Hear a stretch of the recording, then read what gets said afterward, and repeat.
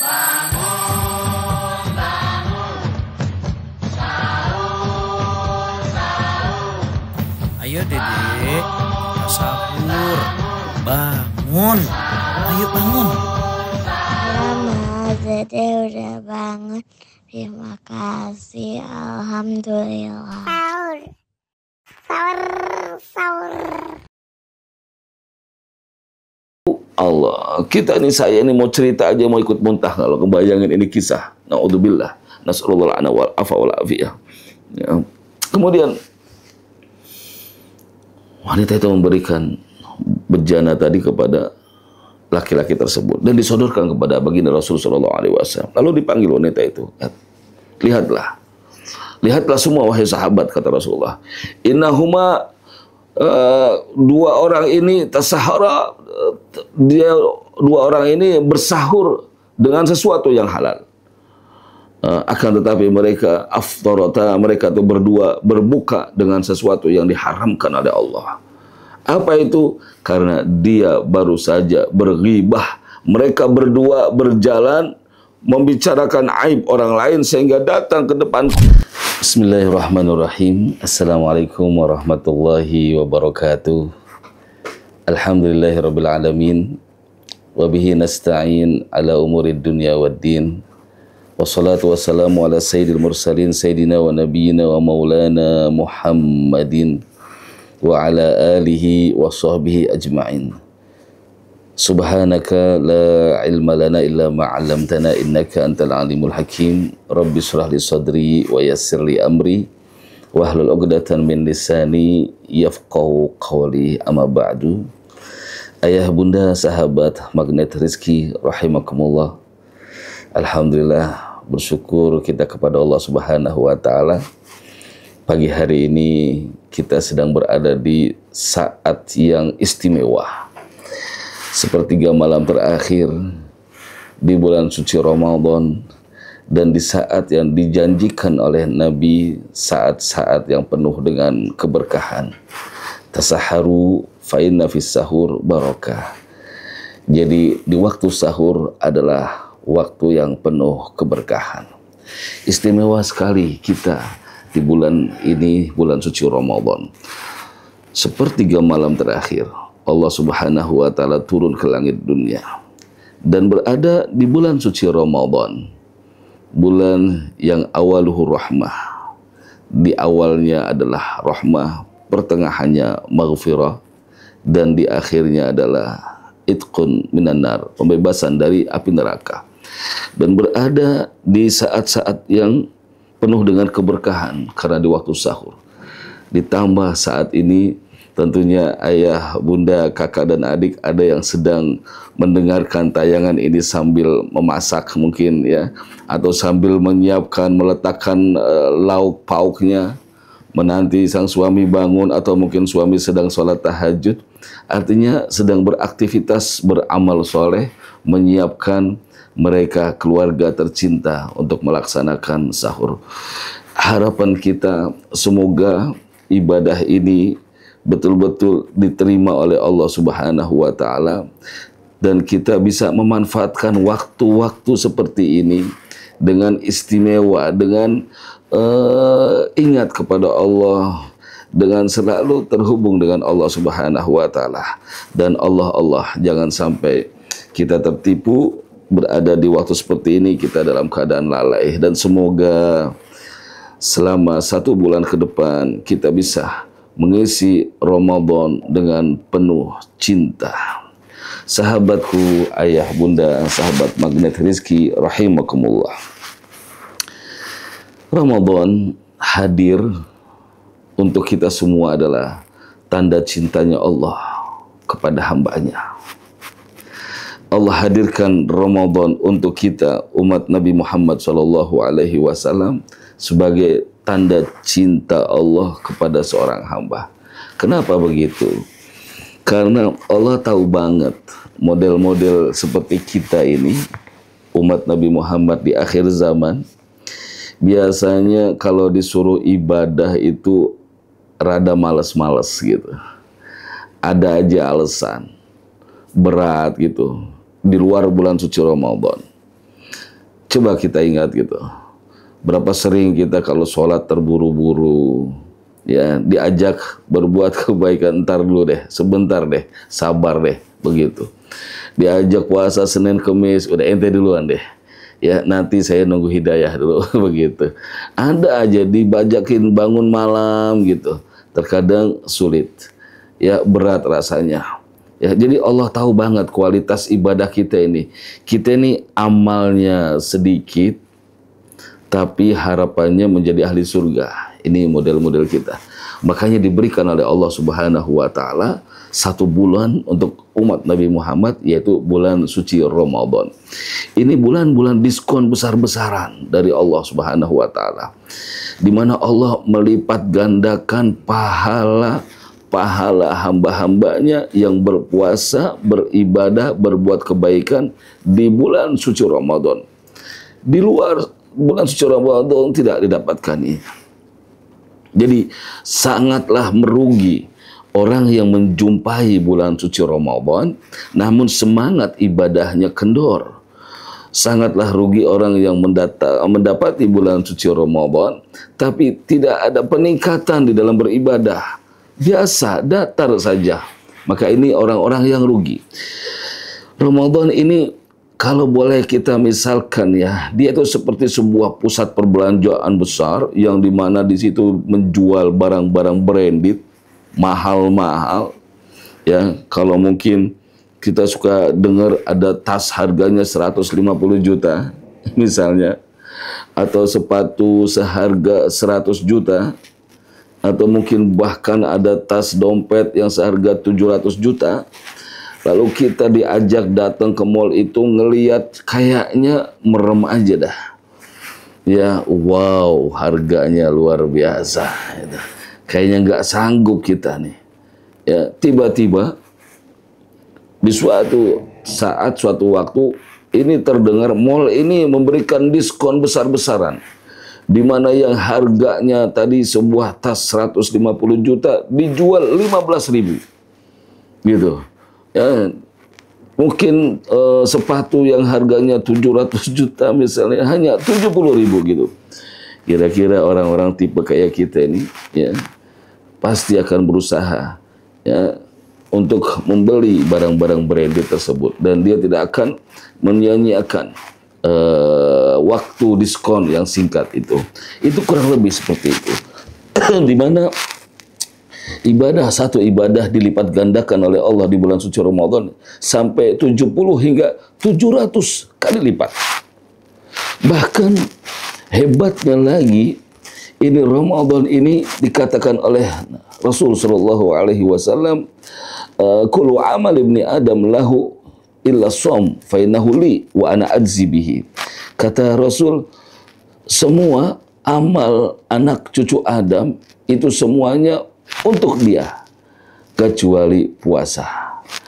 Ya, karena puasa itu khusus spesial ibadah seorang hamba untuk aku, untuk Allah. Wa ana ajzi bihi, dan aku yang akan membalas puasa hamba-hambaku. Jadi Allah yang akan melihat langsung puasa kita. Allah yang akan melihat langsung menilai puasa kita. Ya, berapa pontennya, berapa nilainya, itu langsung Allah. Manusia tidak ada yang tahu puasa kita, tidak ada yang tahu. Ya, bahkan ada sebuah kisah ini. Kisah seorang guru. Ini kisah diceritakan oleh guru kami. Bilang ada seorang guru, dia memerintahkan murid-muridnya, ya anak-anak kecil gitu. Coba besok PR-nya adalah mengumpulkan gambar-gambar orang yang sedang beribadah. Begitu.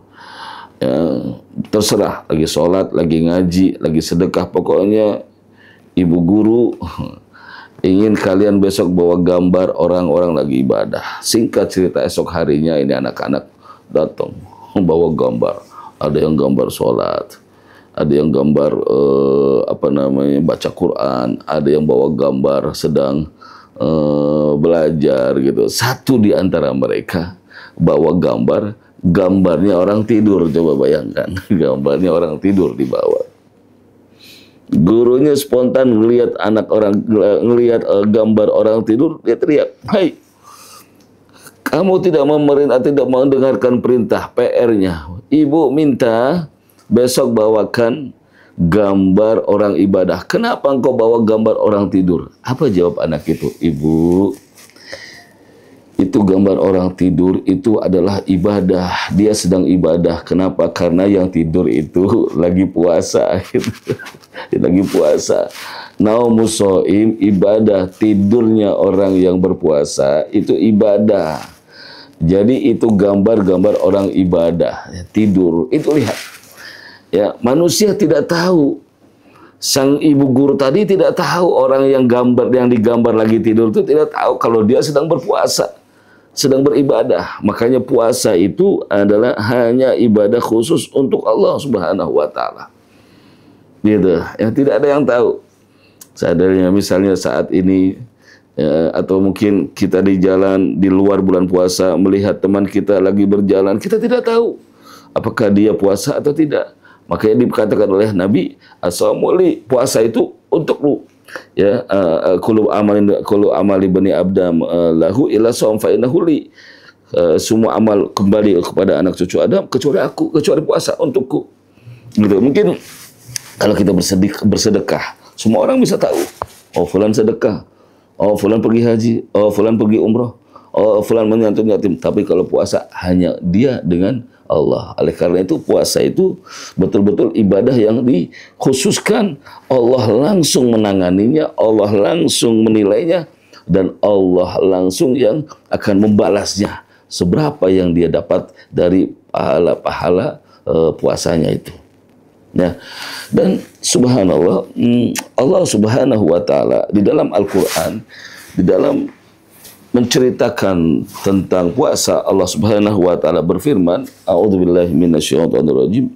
Ya ayyuhalladzina amanu kutiba 'alaikumusiyam kama kutiba 'alal ladzina min qablikum la'allakum tuflihun." Diawali ayat tersebut dengan ya ayyuhalladzina amanu. Artinya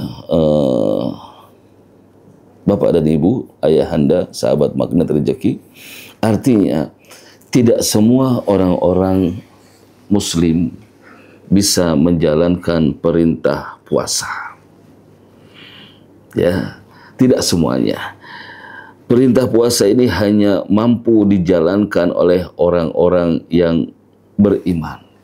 Yang tidak beriman tidak hai. Yang tidak beriman tidak mendapatkan teguran dari Allah. Ya, jadi hanya orang-orang yang beriman yang bisa melaksanakan perintah Allah untuk berpuasa. Mengapa? Karena Nabi sendiri sudah bersabda, "Kam min shaimin laisa lahu min siyamihi illal ju' wal 'athas." Berapa banyak orang-orang yang berpuasa namun dia tidak mendapatkan pahala puasanya, melainkan hanya haus dan lapar saja. Jadi seharian dia berpuasa, dia tidak mendapatkan apa-apa dari puasanya. Ya, ibadahnya nol, hanya haus dan lapar. Mengapa? Karena memang dia berpuasanya tidak seperti yang Allah inginkan, tidak seperti puasanya orang-orang yang beriman kepada Allah Subhanahu wa taala. Ya ayyuhalladzina amanu, wahai orang-orang yang beriman kepada Allah Subhanahu wa taala. Ya, orang Islam saja tidak. Ya, mengapa? Karena di dalam berpuasa itu beberapa etika-etika yang harus kita jaga. Ya, yang harus kita pelihara. Ada beberapa hal-hal yang membatalkan puasa yang betul-betul kita jaga gitu. Puasa ini diibaratkan seperti seseorang itu meniup balon. Ya, orang niup balon. Kalau ditiup, ya. Jadi dari pagi dia ditiup. Kemudian begitu tengah hari ada orang yang berpuasa lalu meletuskan balonnya itu dari pagi, baru ditiup udah dipecahin. Ya, dari duhur baru ditiup sampai duhur udah dipecahin. Ya, baru ditiup sampai asar udah mau buka dipecahin lagi. Ditusuk pakai jarum. Ya, kenapa? Karena dia tidak menjaga hal-hal yang membatalkan puasa. Nah, itulah ya yang dikatakan oleh Nabi, kam min shaim laisa min siyamihi ilal ju' wal atas. Berapa banyak orang yang berpuasa di bulan suci Ramadan, tapi dia tidak mendapatkan pahala puasa, hanya haus dan lapar saja. Ayah bunda yang dirahmati Allah Subhanahu wa taala. Ya. Jadi orang-orang yang beriman, mereka itu bagaimana mereka berpuasa? Mereka pastinya akan selalu menjaga etika-etika atau hal-hal yang membatalkan puasa. Nah, ini yang harus kita fahami. Jangan sampai kita berpuasa, kita sudah berupaya, berusaha membuat atau menjadikan puasa kita ini terbaik, terindah, termanis, lebih paling barokah gitu dibanding yang lalu, tapi ternyata kita tidak mendapatkan apa-apa, hanya haus dan lapar. Baginda Rasulullah Shallallahu Alaihi Wasallam bersabda, khamsun yuftirna shaim. Ada 5 hal yang bisa membatalkan pahalanya orang yang berpuasa. Nah, ini jarum-jarumnya Ramadan, jarum-jarumnya berpuasa. Ya, kalau sampai ini jarum-jarum ini menusuk kepada balon puasa tadi, bisa pecah. Pecah artinya tidak bisa kita mendapatkan apapun daripada puasa kita. Kita nggak dapat pahalanya, gitu, nggak dapat apapun. Bahkan ada sebagian ulama, orang yang batal puasanya karena 5 hal ini, dia tetap wajib mengqadha puasanya. Allah, itu berat sekali. Ya, berat sekali. Tapi kalau kita, madhab kita Imam Syafi'i ini, kalau kita batal dengan 5 sebab ini, ya, maka dia tidak wajib mengqadhanya, hanya saja dia nggak dapat pahala. Lalu buat apa kalau kita puasa tapi kita nggak dapat pahala? Buat apa? Ya, kita inginnya berpuasa, lelahnya kita dibalas oleh Allah Subhanahu wa taala. Ini yang kita inginkan. Khamsun yuftirna shaim, 5 poin yang bisa membatalkan pahalanya orang yang berpuasa. Yang pertama adalah al-kadzib, yaitu dusta, bohong. Berbohong selama dia dalam keadaan berpuasa, baik siangnya atau malamnya, gitu. Jadi jangan sampai nanti ayah bunda atau khususnya ini para istri mensiasati bulan suci Ramadan, ya, jangan sampai nih. Ya, begitu siang hari suaminya nanya, "Mah, lihat dompet ayah nggak di sini? Tadi perasaan di sini," gitu. Ya, atau mungkin bertanya, "Mah, ini perasaan tadi ayah nggak naruh uang di sini nih, Mah, 2 lembar merah semua 200, Mah. Di mana, Mah?" Lalu si ibu bilang, "Ayah boleh nggak jawabnya ntar malam aja," gitu. Karena lagi puasa gitu. Ya, tidak, tetap malam juga puasa, bohong menggugurkan pahala puasa kita gitu. Ya, jangan. Jadi apapun bentuk kidib, apapun bentuk dusta, bohong, walaupun untuk sebuah candaan, guroan, itu tidak diizinkan di dalam puasa itu.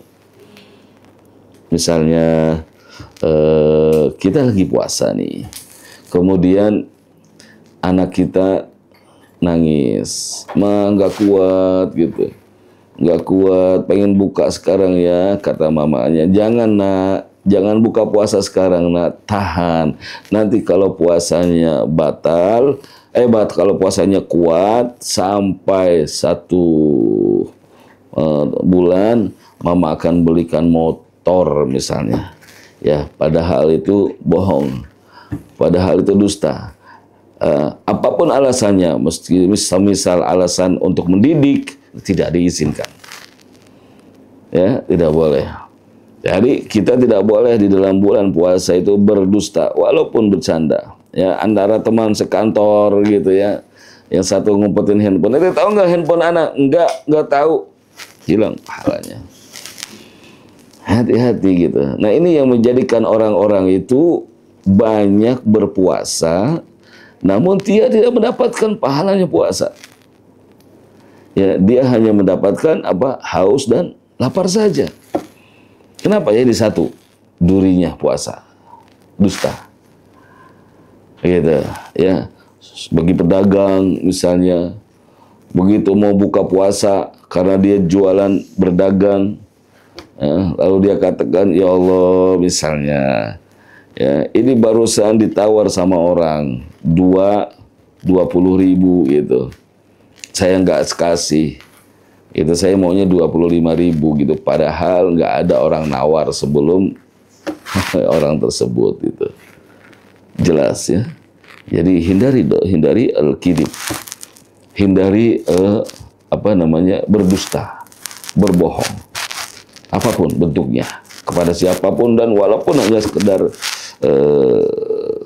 bercanda atau bergurau saja, ya tidak boleh. Kemudian yang kedua, al-ghibah. Al-ghibah. Al-ghibah itu dzikruka akhaka bima yakrah idza sami'a. Yang namanya ghibah itu adalah menceritakan saudaramu, ya, tentang sesuatu yang dia murka, tidak suka jika mendengar tentang cerita itu. Itu ghibah. Ya, ngomongin orang yang kalau orang itu dengar dia nggak seneng, itu ghibah. Tapi kalau ngomongin orang dengan sesuatu yang bagus, yang kalau dia dengar dia senang, itu bukan ghibah. Dzikrul mahasin itu menyebutkan kebaikan. Ya, bahkan ada sebuah makalah, inda dzikri sholihin tanzilur rahmah. Tatkala kita ini menceritakan tentang kebaikan orang-orang soleh, maka di situ turunlah rahmat. Gitu. Misalnya kita dengar di kampung kita ada seorang tokoh yang dia soleh, Masya Allah, menjaga agamanya, memegang agamanya, melaksanakan amanahnya. Lalu kita ceritakan dia, oh itu Masya Allah, Ustadz itu, atau haji itu, atau bapak itu luar biasa. Dia orang yang amanat, dia itu orang yang bisa dipegang janjinya, dia itu dzikrul mahasin itu boleh. Tapi kalau sesuatu yang jika seseorang itu mendengar cerita itu dia akan marah, dia tidak suka, ini yang namanya ghibah. Ya, ghibah ini luar biasa. Ghibah ini dosa yang Allah tidak bisa mengampunkan kecuali orang itu meminta maaf kepada orang tersebut, orang yang dighibahi. Dan teman-teman misalnya sambil santap sahur nih, misal ya, lalu bicara, itu ustadz itu begini, itu ibu ini begini, menceritakan yang tidak baiknya, itu bisa menghancurkan semua pahala-pahala puasa kita. Ya, ghibah. Suatu hari ada dikisahkan di dalam sebuah hadis. Dan ini selalu juga diceritakan oleh para alim, para orang-orang soleh sebagai pelajaran, di mana di zaman Rasulullah Shallallahu Alaihi Wasallam suatu hari di bulan suci Ramadan, Rasulullah Shallallahu Alaihi Wasallam berkumpul dengan para sahabat dan datang waktu untuk berbuka. Semua sahabat yang ada di masjid saat itu, dia meminta izin kepada baginda Rasul Shallallahu Alaihi Wasallam, ya Rasulullah, dan adzin talian lian aftura, apakah engkau memberikan aku izin untuk berbuka puasa? Kata sahabat, silakan. Jadi sahabat mendekat Rasul, ya Rasul saya boleh buka? Silakan. Ya Rasul saya boleh buka? Silakan. Jadi setiap sahabat tidak berbuka puasa saat itu kecuali meminta izin terlebih dahulu kepada Rasul Sallallahu Alaihi Wasallam sebagai pengagungan sopan santun kepada baginda Nabi Shallallahu Alaihi Wasallam. Pun demikian kita, ya, kalau kita mau berbuka puasa di hadapan orang tua kita, sekiranya orang tua kita belum memakan sesuatu, ya ada kolak, ada ini, kita izin dulu. Mah, boleh nggak aku makan kolak duluan? Mah, boleh nggak aku makan daging duluan? Mah, boleh nggak aku makan nasi duluan? Mah, itu izin, itu adab, etika. Ya, jangan sampai kita buka puasa terjang sana makan sana sini, ibunya, orang tua kita, mertua kita ya ngelus-ngelus dada gitu. Etika ini tetap dijaga. Ya, sopan santun, akhlak kita kepada orang tua. Nah, begitu pun sahabat. Ya Rasulullah, bolehkah aku berbuka? Silakan. Bolehkah? Semua sahabat meminta izin untuk berbuka puasa dan dikasih izin oleh Rasulullah SAW.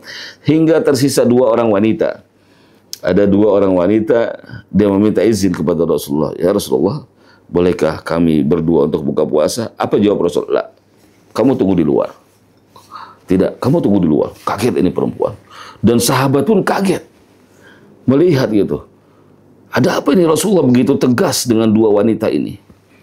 Sehingga Rasulullah berbuka dengan para sahabat. Asyik berbuka puasa. Makan ya, kurma mungkin dan sebagainya.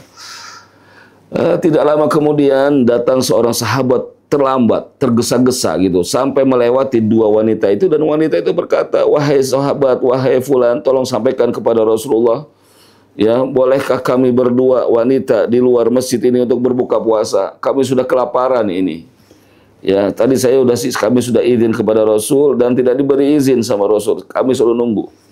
Akhirnya pemuda itu, orang itu datang kepada Rasulullah, ya Rasulullah, inna mra'atani, ada 2 orang wanita tahtal bab, di depan pintu masjid, tasta'dinani, mereka meminta izin kepadamu untuk li'antaftura, untuk berbuka puasa.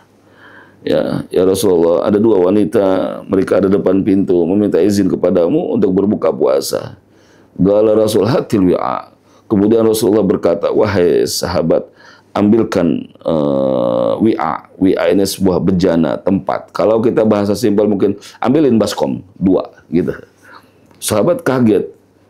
Ini perempuan minta izin untuk buka puasa, tapi malah yang diperintah oleh Rasul suruh ngambil baskom. Tapi sahabat tetap sami'na wa ata'na. Dia turutin apa yang dikatakan Rasul. Ambil dia 2 bejana. Hada ya Rasulullah, ini ya Rasulullah. Berikan kepada 2 wanita ini. Litaqayyu'a, untuk apa? Untuk memuntahkan apa yang ada dalam perutnya. Tambah bingung ini sahabat. Tapi karena ini perintah Rasul, dia tidak banyak bicara. Ya, sampailah laki-laki ini, sahabat ini sampai kepada wanita tersebut. Wahai ibu, mungkin begitu ya. Saya sudah sampaikan kepada Rasul bahwa engkau minta izin untuk berbuka puasa, tapi Rasul memberikan aku 2 tempat ini agar engkau berdua memuntahkan apa yang ada di dalam mulut kalian. Lalu wanita ini berkata, loh, saya ini minta izin untuk buka puasa, memasukkan sesuatu ke dalam perut kami karena kami lapar. Tidak ada apapun masuk ke dalam perut itu. Ya, sementara kami sementara kami diperintahkan untuk mengeluarkan. Bagaimana? Kata sahabat, tidak tahu. Itu adalah perintah dari Rasulullah SAW.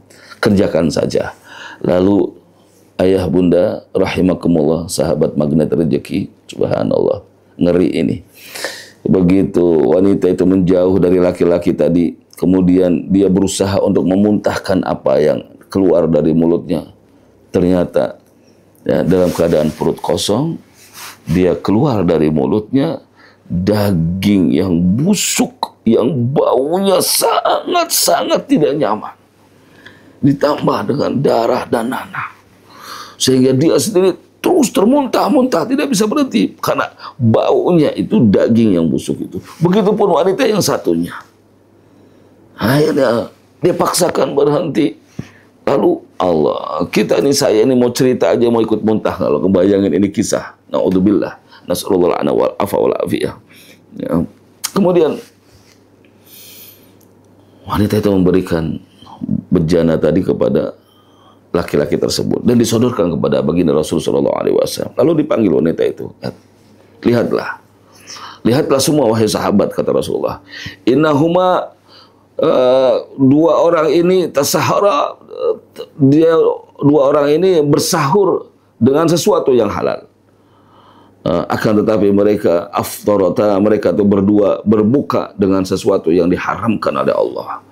Apa itu? Karena dia baru saja berghibah. Mereka berdua berjalan membicarakan aib orang lain sehingga datang ke depanku, ke depan Nabi Muhammad dalam keadaan dia baru saja berghibah membicarakan aibnya orang lain. Subhanallah.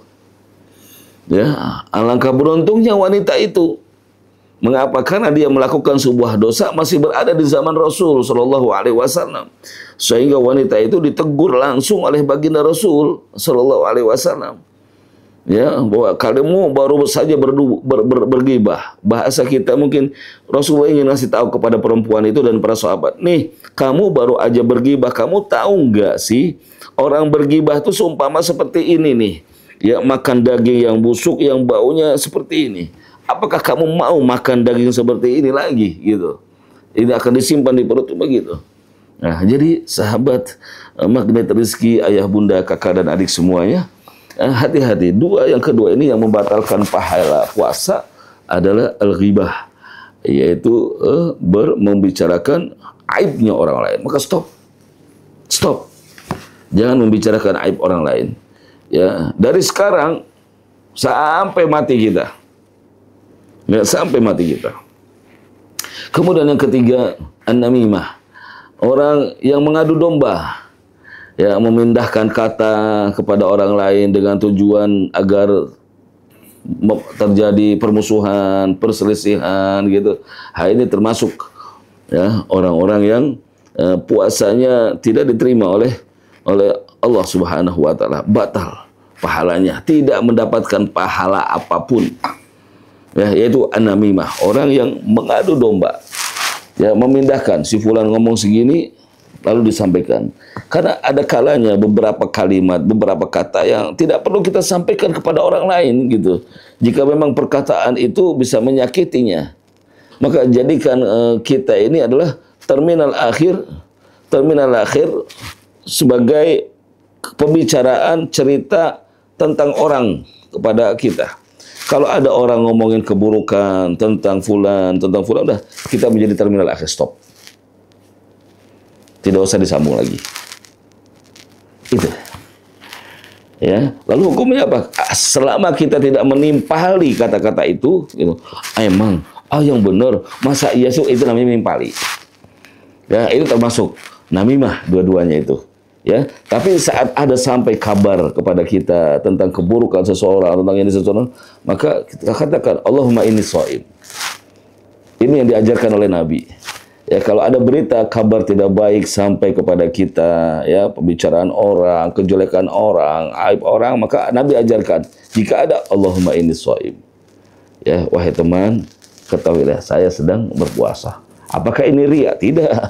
Ini doa ataupun balasan bagi orang-orang yang menyampaikan tentang sebuah dosa kepada kita, dosa ghibah, dosa namimah. Gitu. Termasuk yang keempat, ya, hal yang membatalkan puasa adalah al-gublah. Bahasa kita sendiri bermesraan. Ya, bermesraan dengan orang yang halal buat kita. Ya, itu membatalkan puasa. Apalagi dengan yang haram. Yang halal nih, suami istri, ya, suami istri mencium kening istri, mencium pipi istri di bulan suci Ramadan. Jika itu menjadikan syahwat, ya, maka itu membatalkan pahala puasa. Maka sudah, selama bulan puasa ini kalau bisa, ya, romantisnya di tengah malam aja udah. Ya, di saat-saat sudah di dalam kamar aja. Bulan puasa hindari deh. Yang mungkin puasa bergandeng tangan, biasa kita pergi ke kantor bareng suami istri gandengan misalnya. Untuk bulan puasa ini hindari dulu deh. Bukan kita ini berubah, tidak. Bukan kita khawatir setan masuk. Ya, khawatir setan masuk sehingga genggaman tangan kita yang tadinya biasa karena kita dalam berpuasa itu hawa nafsu masuk. Ya, kalau setan memang sedang dibelenggu, ya, nggak bisa di bulan suci Ramadan. Hawa nafsu tiba-tiba membludak. Ya, sehingga merangsang otak kita, ya, lalu muncul keinginan syahwat, akhirnya membatalkan pahala puasa. Ini dengan yang halal. Bagaimana dengan yang haram? Hati-hati. Hati-hati komunikasi di kantor. Hati-hati komunikasi dalam perniagaan, jual beli, komunikasi dengan customer. Hati-hati. Ya, jangan sampai komunikasi kita ini menimbulkan syahwat. Misalnya ya ada pedagang gitu ya, atau mungkin pelayan sebuah toko atau apa, sehingga dia berbicara dengan customer atau lain sebagainya. Atau mungkin kita mungkin ingin beli ini beli itu, bertanya dengan pelayan toko, ngomong akhirnya ngomong asyik, ini perempuan diajak ngomong, asyik ini laki-laki diajak bicara gitu, sehingga muncul keinginan syahwat. Nah, ini hati-hati. Ya, ini hati-hati, hindari, itu hilang pahalanya dan kita nggak sengaja. Ini yang sangat kita takutkan. Kam min shaim laisa lahu min siyamihi ilal ju'. Berapa banyak orang yang berpuasa tapi tidak mendapatkan pahala puasa kecuali hanya lapar saja. Maka batasi pandangan kita, batasi komunikasi kita dengan selain muhrim. Yang sesama muhrim saja kita harus batasi gitu. Ya, seandainya tidur siang, istirahat pun harus batasi. Ya, bukan masalah haram, masalahnya adalah hawa nafsu yang tiba-tiba muncul di saat berpuasa, itu yang kita khawatirkan. Jelas ya. Jadi al-ghublah. Dan yang terakhir yang membatalkan pahala puasa adalah al-yaminul kadzib atau al-yaminul kadzub, yaitu sumpah palsu. Sumpah palsu ya. Bersumpah atas nama Allah dengan sesuatu yang kita tidak kerjakan, kita tidak lakukan. Ya seperti tadi misalnya, seandainya kamu puasa sampai sore nanti nak, sampai beduk nak, demi Allah nanti bunda akan belikan es krim nak, gitu. Nggak taunya nggak dibelikan, maka hilang itu pahala puasanya, ya, hilang pahala puasanya. Jadi hati-hati, ya, hati-hati, karena semua pahala puasa itu betul-betul kita inginkan di bulan suci Ramadan, ya. Maka saat kita ini menjumpai bulan suci Ramadan, bulan yang hadir dengan cinta, bulan yang hadir sebagai rasa cinta dari Allah, kasih sayang dari Allah untuk kita umat Nabi Muhammad, maka ayo ya kita sambut bulan suci Ramadan ini dengan penuh cinta kita kepada Allah, dengan penuh rasa bersemangat menjaga betul-betul ibadah kita kepada Allah Subhanahu wa taala. Sahabat magnet rezeki yang dirahmati Allah Subhanahu wa taala. Dari studio ini kami mengucapkan selamat menjalankan ibadah berpuasa. Ya, semoga Allah selalu membimbing ibadah-ibadah kita semuanya. Ya, sehingga mendapatkan puasa yang betul-betul puasanya orang yang beriman kepada Allah Subhanahu wa taala. Betul-betul puasa yang mendapatkan apa yang dijanjikan oleh Allah, yaitu rahmat Allah di 10 pertama, maghfirah di 10 yang kedua, dan itqun minan nar, kebebasan dari api nerakanya Allah. Sehingga keluar dari bulan puasa ini kita menjadi hamba-hamba Allah yang beruntung. Ya, sebagai penutup, mari kita bersama-sama membaca doa. Semoga dengan kebersamaan kita di waktu yang mustajab ini, Allah sempurnakan puasa-puasa kita. Rabbana taqabbal minna innaka antas samiul alim wa tub alaina innaka antat tawwabur rahim. Semoga bermanfaat untuk kita semuanya, dan berjumpa lagi dalam mimbar-mimbar berikutnya. Hadani Allah wa iyyakum. Tsumma assalamu alaikum warahmatullahi wabarakatuh.